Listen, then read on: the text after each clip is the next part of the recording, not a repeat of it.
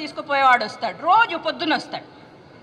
ఒకరోజు నెలకు పైసలు తీసుకుంటాడు కదా, అది అడగనికి వచ్చాడు. అడిగి, అమ్మ మీకు కన్సెషన్ ఇస్తాను, అందరి దగ్గర అయితే 40 రూపాయలు తీసుకుంటాను, కానీ మీ దగ్గర అయితే 30 రూపాయలే తీసుకుంటానని అన్నాడు. అబ్బో, నాకెందుకో కన్సెషన్, నేను అడగలేదు, నువ్వు ఇస్తున్నావు, ఎందుకయ్యా కన్సెషన్ అంటే, ఆ ఇంట్లోనైతే రోజు ట్రాలీ నిండా చెత్త ఇస్తున్నారు నాకు, మరి మీ ఇంట్లో ఏం చేస్తారు? చెత్తతో ఏం చేస్తారమ్మా? ఎక్కడ పోతుంది అది? ఇల్లు అయితే పెద్దగా ఉంది అంటే లోపలికి తీసుకొని వచ్చి చూపించాను. 2 జాగాలు చూపించాను. ఒక జాగలో కుప్ప ఉంది, ఒక జాగలో కుప్ప ఏది, చెట్లు, కాయలు, పూలు ఇవన్నీ పరిచిపెట్టి దాని మీద కొన్ని ఎండుటాకులు పెట్టి, ఇంకో దాని మీద మళ్ళీ అలాగే ఆకులు, పచ్చగడ్డి ఇవన్నీ వేసి, దానిపైన ఎండు గడ్డి వేసి, అలాగా 3 ఫీట్ల ఒక కుప్ప ఉంది. మళ్ళీ అది కొన్ని జాగల్లో, ఎక్కువ జాగల్లో తడిగానే కనిపిస్తుంది. ఇంకో జాగాకు తీసుకుపోయాను, అక్కడ పాత కుండలు ఉన్నాయి, మూతలు ఉన్నాయి దాని మీద. మా గార్డెన్లోనే పెట్టి ఉండదు. దాన్ని ఒకదాన్ని వంపాను.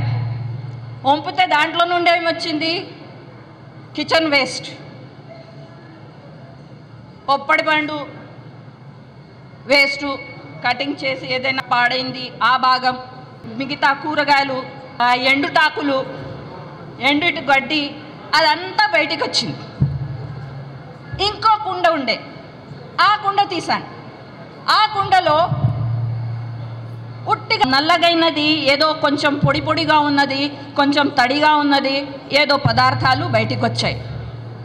ఏమమ్మా ఇదేం చూపిస్తున్నావంటే, అయ్యా నువ్వు అడిగిందేంటి, మీ చెత్త ఎక్కడ పోతుంది అని. ఇది నా చెత్త కథ చూపించాను. దీన్నేం చేస్తున్నాను నేను, మా వంటింట్లో నుండి వచ్చిన చెత్త, కూరగాయలు, ప్లాస్టిక్లు కాదు, పేపర్లు కాదు, అవన్నీ ఇక్కడ లేవు, అవి నీకు ఇస్తాను, అవి మాత్రం సగం బస్తా నిండా ఉంటాయి. కానీ మిగతావి ఏవైతే తడి చెత్త ఉంటుందో అది అంతా ఎక్కువ పెద్దగా ఉండేది ఆ కుప్ప పైన ఉన్నాయి. వంటింట్లోవి చిన్న చిన్నగా ఉండేటివి అవి అన్నీ ఈ కుండలోకి వేసి వారం వారం నేను దాన్ని కలుపుతూ ఉంటాను. ఆ కుప్పను కలుపుతాను, ఆ కుప్పలో ఉన్న పదార్థాలను కలుపుతాను, దీంట్లో ఉండేటివన్నిటిని కూడా ప్రతి వారానికి ఒకసారి కలుపుతూ ఉంటాను.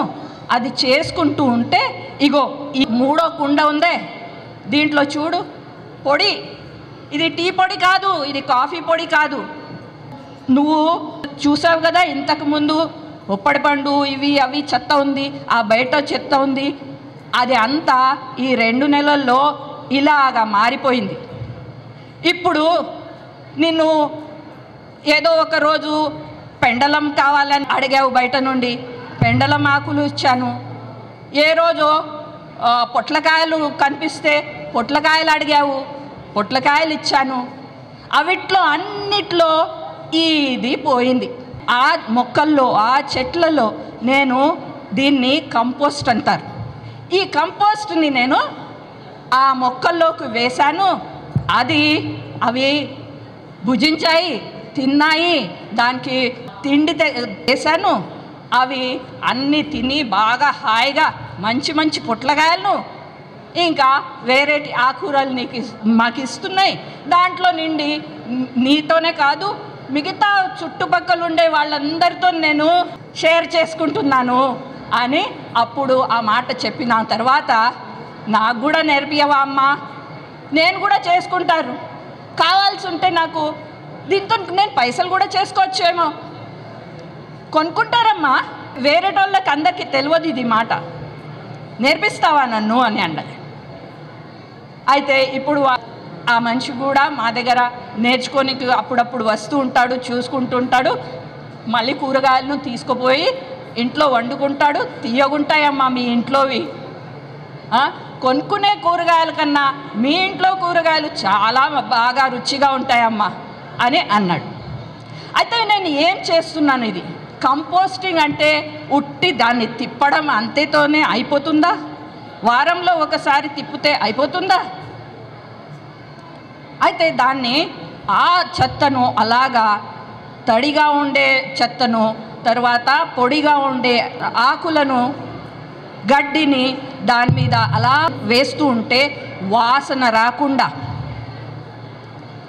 నెమ్మదిగా దాంట్లో సూక్ష్మజీవులను నేను పెంచుతున్నానన్నమాట. నేను దాన్ని తిప్పడం ఎందుకు, దాంట్లోకి గాలి చేరాలని. గాలి లేకుంటే అది కుళ్ళడం మొదలుపెట్టుంది. ఆ వ్యర్థ పదార్థాలన్నీ కుళ్ళి వాసన వచ్చి దేనికి పనికి రాకుండా ఉంటాయి. దాని బదులు నేను కొంచెంగా దాన్ని తడిగా పెడతాను, మళ్ళీ దాన్ని అప్పుడప్పుడు తిప్పుతూ ఉంటాను. తిప్పినప్పుడు దాంట్లోకి గాలి వెళ్ళి అలా 2 నెలల లోపు అది పొడిగా, మంచి టీ పొడిగా తయారవుతుంది.